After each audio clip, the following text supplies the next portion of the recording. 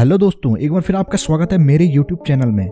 आप सभी ने यह जरूर देखा होगा कि जब भी गर्मियां शुरू होती हैं तो अधिकांश लोग फैन का यूज करते हैं। पर क्या आपने कभी सोचा है कि अधिकतर फैन में 3 ब्लेड ही क्यों लगाई जाती है? इसका क्या कारण है कि इंडिया में अधिकतर 3 ब्लेड वाला फैन ही यूज किया जाता है और जब हम कुछ समय तक एक फैन को यूज करते हैं तो उसके ब्लेडों में एक धूल की मोटी सी परत जम जाती है। ऐसा क्यों होता है? जानेंगे इन्हीं सारे सवालों का जवाब। लेकिन यदि आप वीडियो पर पहली बार आए हैं तो वीडियो को जरूर लाइक, शेयर एंड सब्सक्राइब करें। इन सभी सवालों का जवाब जानने से पहले आपको थोड़ा सा एक फैन के बारे में जानना जरूरी है। एक फैन का यूज रूम में स्थित एयर को फ्लो कराना होता है, जिसे हम प्रवाह गुणांक या कहें तो फ्लो ऑफ कोएफिशिएंट भी कहते हैं।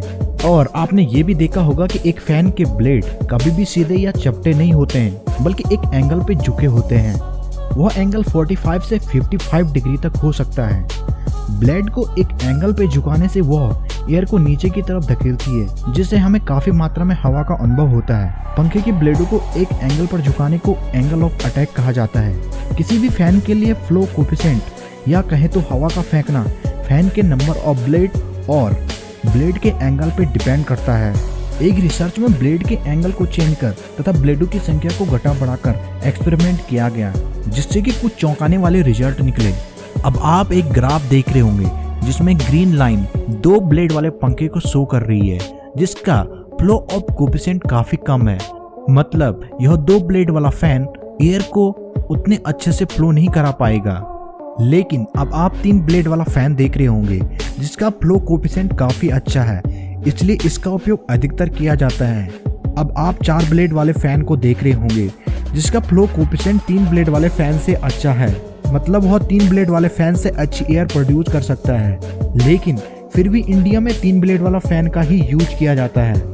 इसका मुख्य कारण यह है कि 3 ब्लेड और 4 ब्लेड के फैन के बीच फ्लो कोएफिशिएंट में ज्यादा अंतर नहीं है और इस छोटे से अंतर को पूरा करने के लिए कोई भी फैन मैन्युफैक्चरिंग कंपनी एक एक्स्ट्रा ब्लेड नहीं लगाती है, क्योंकि इससे मैन्युफैक्चरिंग कॉस्ट, ट्रांसपोर्टेशन कॉस्ट काफी बढ़ जाती है।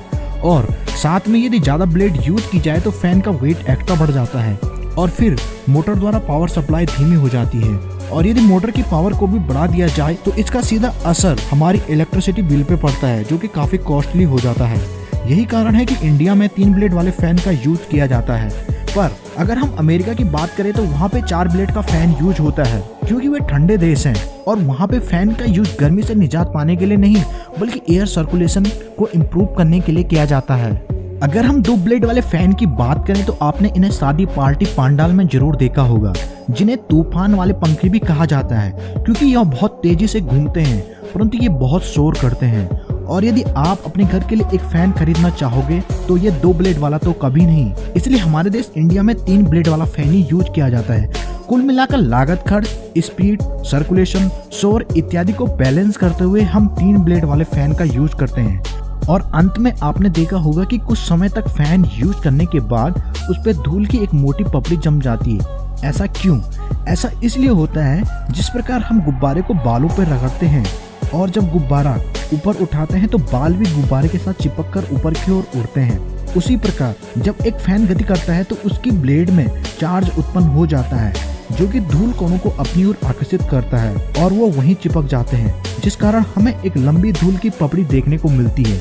अगर आपको मेरे द्वारा दी गई जानकारी पसंद आई हो तो वीडियो को जरूर लाइक, शेयर एंड सब्सक्राइब करें।